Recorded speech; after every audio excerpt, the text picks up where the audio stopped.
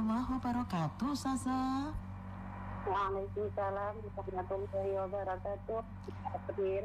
Ya, selamat pagi, semangat pagi. Kita sudah sampai hari Senin lagi nih, Ustazah. April. Mudah-mudahan awal pekan kita sukses, terus semangat ya, selalu sehat ya, Ustazah.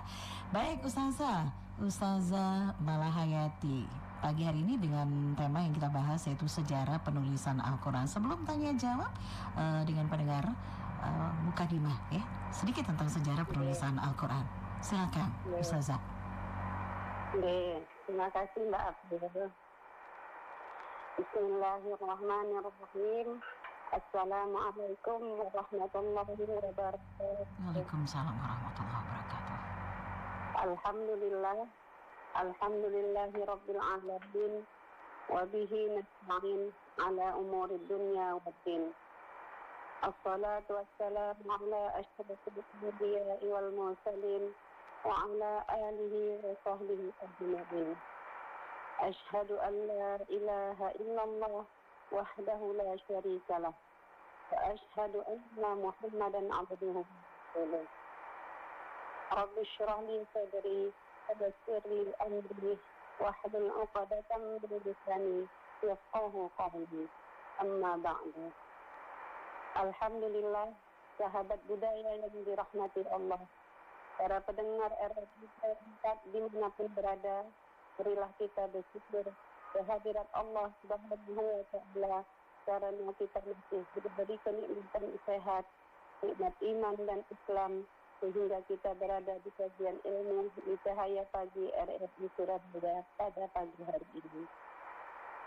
Salawat dan salam kita hadiahkan kepada Nabi besar Muhammad sallallahu alaihi wasallam. Semoga kita selalu mendapat syafaat Allah yaumul akhir. Amin. Amin ya rabbal alamin. Sahabat budaya yang saya muliakan dimanapun berada, alhamdulillah pada kesempatan pagi hari ini saya diberi kesempatan membawakan tema yang berjudul Sejarah Awal Penulisan Al-Quran. Sejarah mencatat proses penulisan Al-Quranul Karim dibagi menjadi 3 periode, yaitu pada masa Nabi Muhammad SAW, yang kedua pada masa Abu Bakar As-Siddiq, dan yang ketiga pada masa Utsman bin Affan radhiyallahu anhu. Pada pagi hari ini kita akan membahas bagaimana proses awal penulisan dan pengumpulan Al-Quran itu berlangsung.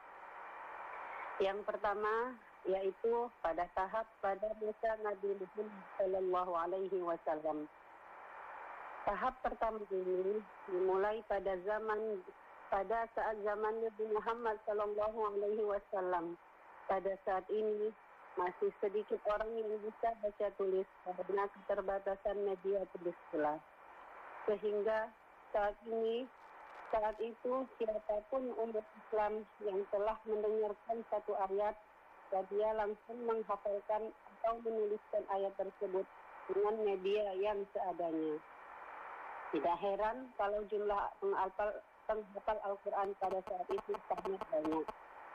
Di kalangan para sahabat sendiri masih banyak penghafal Al-Quran lainnya, seperti Khulafaur Rasyidin, Salim bekas budak Abu Huzaifah, Mu'adz bin Jabal, Abu Darda radhiyallahu anhu, Abdullah ibn Mas'ud dan Zaid bin Thabit. Dikutip dari buku tajwid lengkap Asy-Syafi'i karya Abu Ya'la Qurnaidi, pada masa Nabi Muhammad sallallahu alaihi wasallam, Rasulullah sallallahu alaihi wasallam bersabda, "La taktubu anni wa man kataba anni badal Qur'an fadiyamhu." Janganlah kalian menulis dariku, dan barang siapa yang menulis dariku selain Al-Quran, maka hapuslah. Hadis riwayat Muslim dari Abu Sa'id Al-Khudri. Pada zaman Nabi Muhammad SAW, Al-Quran masih ditulis pada pelepah kurma, pada papan, kulit binatang, tanah keras, batu cadas, dan lain-lainnya. Beberapa sahabat memiliki catatan kumpulan ilahi ini, di antara mereka yang masyhur adalah Zaid bin Thabit radhiyallahu anhu. Tatkala kalamullah diturunkan, beliau segera memanggil Zaid seraya berpesan, "Panggillah Zaid serta hendaklah dia membawa lauk atau alat tulis dan tinta." Hadis riwayat Bukhari dan Muslim. Berkenaan dengan hal itu, Zaid radhiyallahu anhu menyatakan, "Aku adalah Jah atau tetangga Rasulullah. Apabila turun wahyu, beliau mengutus seseorang kepadaku, maka aku pun menulis wahyu tersebut." Hadis riwayat Abu Daud. Salah seorang tabi'in, Muhammad bin Shihab Az-Zuhri berkata, Rasulullah wafat dan saat itu ayat-ayat Al-Quran belum terkumpul pada sesuatu atau dalam satu kitab. Ia masih berada pada pangkal dan pelepah kurma. Dikutip dari situs Pondok Pesantren Al-Hasanah, sebagian ulama berpendapat penyusunan wahyu Allah sudah dimulai sejak Nabi Muhammad masih hidup. Saat itu sudah diajarkan tata ayat Al-Quran. Namun belum sampai tahap dibukukan seperti Al-Quran yang kita kenal sekarang. Salah satu alasannya adalah hafalan para sahabat Nabi yang masih terpelihara. Jumlah penghafal juga sangat banyak di kalangan kaum muslim. Pada kitab Sahih Bukhari diriwayatkan dari Ibnu Malik radhiyallahu anhu bahwa Nabi Muhammad sallallahu alaihi wasallam telah memberi gelar jamaah Qura kepada 70 orang yang hafal Al-Quran. Namun mereka dihadang lalu dibunuh oleh para pengkhianat yang berasal dari suku Rid, Zakwah, Usayyah dan Lahyan. Mereka dijaminkan surga oleh Allah Subhanahu wa taala karena telah meninggal dalam jihad. Selanjutnya yaitu tahap kedua pada masa Abu Bakar As-Siddiq. Dikutip dari buku Tajwid Lengkap Asy-Syafi'i karya Abdul Ya'la Al-Qurnaidi, pengumpulan Al-Quran pada masa Abu Bakar As-Siddiq radhiyallahu anhu disebabkan syahidnya para hufaz atau penghafal pada perang Yamamah. Jumlahnya sekitar 70 penghafal, termasuk Salim Maula Abu Huzaifah. Perang tersebut terjadi pada tahun 12 Hijriah. Karena itulah sang Khalifah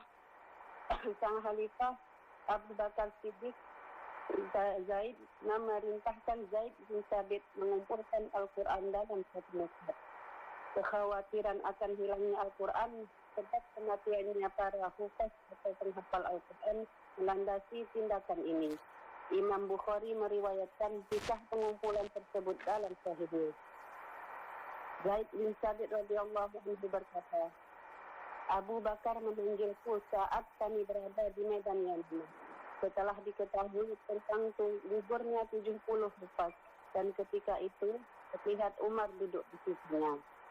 Lalu Abu Bakar berkata, tadi Umar menemuiku dan berkata, pertempuran di Yamamah itu amat mengerikan dan begitu dahsyat sampai para hufaz berguguran, dan aku khawatir hal ini berlanjut pada kelompok muslimin lainnya sehingga banyak ayat yang hilang.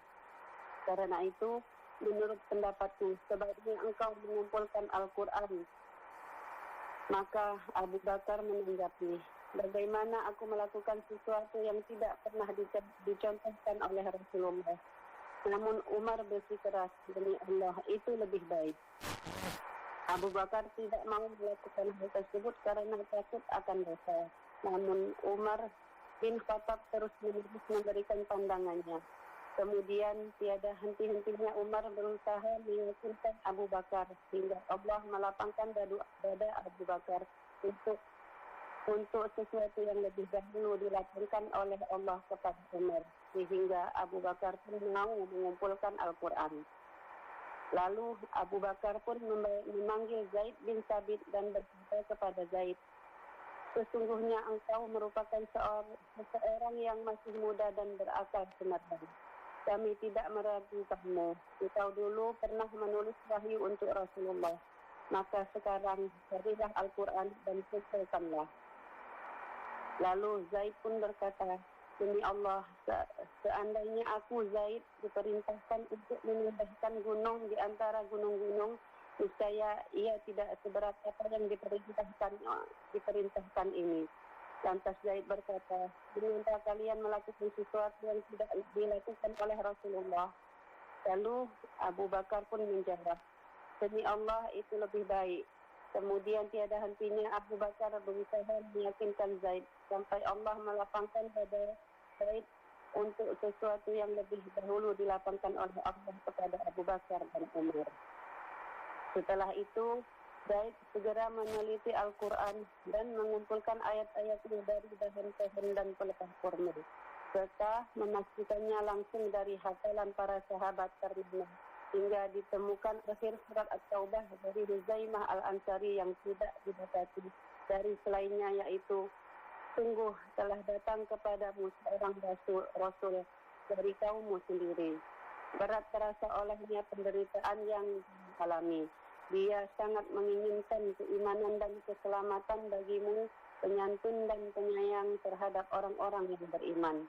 Maka jika mereka berpaling dari keimanan, maka katakanlah, wahai Muhammad, cukuplah Allah bagiku, tidak ada Allah selain Dia.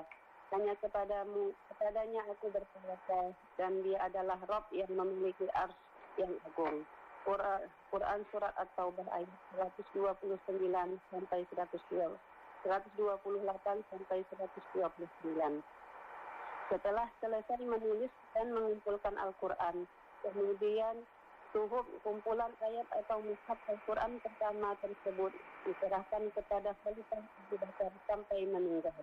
Lalu disimpan di kediaman Umar Al-Faruq sampai meninggal dan akhirnya dipegang oleh Hafsah binti Umar. Kaum muslimin sudah sepakat seluruhnya apa yang dilakukan Abu Bakar. Mereka menganggap perbuatan ini sebagai hal yang positif. Sebagaimana Ali bin Abi Thalib pun berkata, "Orang yang besar pahalanya pada mushaf Al-Quran adalah Abu Bakar. Semoga Allah memberi rahmat kepada Abu Bakar, karena dialah orang yang pertama kali mengumpulkan kitab Allah." Yang ketiga, selain sahabat budaya, yaitu pada tahap yang terakhir, yaitu pada masa Umar bin Affan. Utsman bin Affan. Dikutip dari buku Tajwid Lengkap Asy-Syafi'i karya Abu Ya'la Al-Junaidi, pada masa kekhalifahan Utsman bin Affan tepat tahun 15 Hijriah, terjadi perbedaan bacaan Al-Quran di kalangan umat Islam karena beragamnya lembaran mushaf yang beredar. Perbedaan bacaan itu dikhawatirkan akan menjadi fitnah, sehingga Utsman radhiyallahu anhu memerintahkan untuk mengumpulkan mushaf tersebut menjadi satu mushaf guna menyamakan bacaan Al-Quran. Kekhawatiran berita perpecahan antara kaum muslimin pun dirasakan langsung oleh sang Khalifah Utsman. Maka dia berkhutbah, "Kalian yang berada di dekat saja ikhtilaf atau berbeda pendapat tentang Al-Quran. Membacanya dengan mohon jadi wajar jika orang-orang yang jauh dariku di kota-kota lain lebih parah perbedaan dan kesalahan dalam membacanya. Berkumpullah wahai sahabat-sahabat Muhammad, tulislah untuk manusia al-imam atau acuan dalam mushaf mereka." Pada zaman Utsman bin Affan tersebarlah mushaf-mushaf lain di kalangan umat Islam, seperti mushaf Ibnu Mas'ud radhiyallahu anhu dan mushaf Ubay bin Ka'ab. Perbedaan ini sesuai dengan 7 dialek atau huruf yang di Al-Quran memang diturunkan demikian. Dan ketika Huzaifah pulang dari Armenia dan Azerbaijan, maka sang khalifah diberi usulan olehnya agar mengumpulkan seluruh mushaf demi menyatukan kaum muslimin. Dalam Sahih Bukhari disebutkan Huzaifah bin Yaman radhiyallahu anhu menghadap Utsman bin Affan setelah menaklukkan Armenia dan Azerbaijan dan menceritakan kepada sang khalifah mengenai perihal perselisihan kaum muslim dalam surah Al-Quran. "Wahai Amirul Mukminin, cegahlah umat ini sebelum mereka berselisih tentang Al-Quran, seperti perselisihan kaum Yahudi dan Nasrani." Maka Utsman mengutus seseorang kepada Hafsah seraya meminta, "Pinjamkanlah kepada kami lembaran-lembaran yang ada padamu, mushaf Al-Quran yang pertama. Sebab kami akan menyalinnya ke dalam mushaf-mushaf dan setelah itu kami akan mengembalikannya." Hafsah pun meminjamkan kepada Utsman. Utsman pun lalu memerintahkan 4 sahabat dalam tugas ini. Mereka ditugaskan untuk menyalin mushaf pertama yang dikumpulkan pada masa Abu Bakar menjadi beberapa mushaf. Zaid sendiri berasal dari kaum Ansar dan 3 sahabat terpilih adalah orang Quraisy. Sang khalifah setelah menyelesaikan penulisan Al-Quran dalam dialek tradisi, Utsman radhiyallahu anhu mengembalikan mushaf itu kepada Hafsah dan mengirimkan hasil pekerjaan tersebut ke seluruh penjuru negeri Islam. Khalifah Utsman radhiyallahu anhu juga memerintahkan untuk membaca naskah mushaf Al-Quran selainnya. Maka mereka segera melaksanakan perintah tersebut hingga selesai. Lalu Amirul Mukminin mengirimkan mushaf-mushaf tabungannya ke beberapa wilayah Islam, hingga akhirnya bersatulah kaum muslimin di atas mushaf Utsmani hingga kini. Untuk salinan naskah Al-Quran dari zaman Khalifah Utsman radhiyallahu anhu dipajang di sebuah ruangan di kantor organisasi kerja Islam Turki di Jeddah hingga saat ini. Sahabat budaya dimanapun berada, demikianlah sejarah penulisan Al-Quran dan pengajarannya. Para sahabat begitu berjuang untuk mengumpulkan mushaf tersebut menjadi satu kesatuan dan umat muslim dapat memahami wahyu Allah Subhanahu wa ta'ala dengan penuh kedamaian. Demikian Mbak Aprilia. Ya Ustazah. Oke, sejarah penulisan Al-Quran tadi ya Ustazah ya. Sudah banyak sudah dijelaskan, sahabat budaya. Anda bisa bertanya juga ya lewat WhatsApp di 089602111968. Kita masih di Cahaya Pagi bersama Ustazah Malahayati. Ustazah, ada pertanyaan.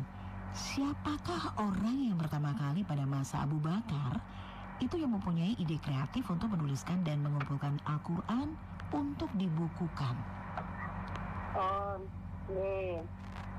Untuk orang yang pertama kali pada masa Abu Bakar itu mempunyai ide kreatif agar mengumpulkan Al-Quran itu dan membukukannya, yaitu sahabat Umar bin Khattab. Karena ia melihat banyaknya alasannya itu, yaitu karena Umar melihat banyaknya para hufaz atau penghafal Al-Quran yang berguguran pada saat perang Badar, yaitu sekitar 70 orang. Maka Umar pun memberi saran kepada Khalifah Abu Bakar untuk menulis dan mengumpulkan Al-Quran menjadi mushaf. Dan berkat idenya inilah kita bisa membaca dan menggunakan Al-Quran hingga ini. Begitu Mbak April. Iya Ustazah. Oke Ustazah, apa sih perbedaan penulisan dan pengumpulan Al-Quran? Ini dengan tulisan yang berbeda ya. Tentang perbedaan penulisan dan pengumpulan Al-Quran yang dilakukan pada masa Khalifah Umar dan Khalifah Utsman. Baik Mbak April. Untuk perbedaannya itu pada masa Khalifah Abu Bakar dan Khalifah Utsman itu yaitu terletak pada tujuan pengumpulan Al-Quran itu sendiri. Untuk tujuan Abu Bakar dalam menuliskan dan mengumpulkan Al-Quran, ayat-ayat Al-Quran itu yaitu agar tidak tercecer dan tidak hilang karena banyaknya para hafiz yang meninggal pada saat itu karena gugur di medan pertempuran. Sedangkan tujuan Utsman yaitu karena dikhawatirkan akan adanya perbedaan dialek atau bacaan ke Al-Quran tersebut, sehingga dilakukanlah pengumpulan menjadi satu mushaf Al-Quran agar semua Al-Quran dimanapun di seluruh dunia itu menjadi sama. Tadi Ustazah mengatakan bahwa sejarah penulisan Al-Quran ini terbagi menjadi 3 masa ya Ustazah. Antara lain masa Nabi Muhammad SAW, masa Abu Bakar As-Siddiq dan masa Utsman bin Affan. Nah pada masa Utsman bin Affan yaitu di tahun 15 Hijriah itu sempat terjadi perbedaan bacaan dalam Al-Quran ya, seperti yang disampaikan. Dan hal tersebut terjadi karena banyaknya lembaran mushaf yang saat itu beredar. Kemudian Ustazah, mengapa pada masa Khalifah Utsman terjadi banyak perbedaan dialek ya atau bacaan bacaan Al-Quran yang beredar di kalangan umat Islam. Ada beberapa macam jenis dialek bacaan pada masa itu, Ustazah. Ye. Pada masa Khalifah Utsman bin Affan itu ada 7 dialek atau macam bahasa dari bahasa Arab. Nah, sebagian besar ulama berpendapat bahwa yang dimaksud dengan dialek atau bacaan itu yaitu 7 macam bahasa dari bahasa-bahasa Arab, yaitu yang mengenai suatu makna dengan pengertian jika bahasa mereka berbeda-beda dan mengungkapkan satu makna, maka Al-Quran pun diturunkan dengan sejumlah lafaz yang sesuai dengan ragam bahasa tersebut tentang makna yang satu itu. Dan jika tidak dapat perbedaan, maka Al-Quran hanya mendatangkan satu lafaz atau lebih saja.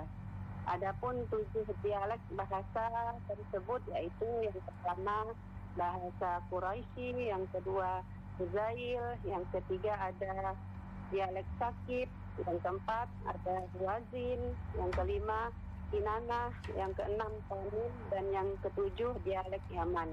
Jadi perbedaan dialek itu sama seperti kita bahasa Indonesia atau bahasa Jawa, lebih bisa dicontohkan seperti itu.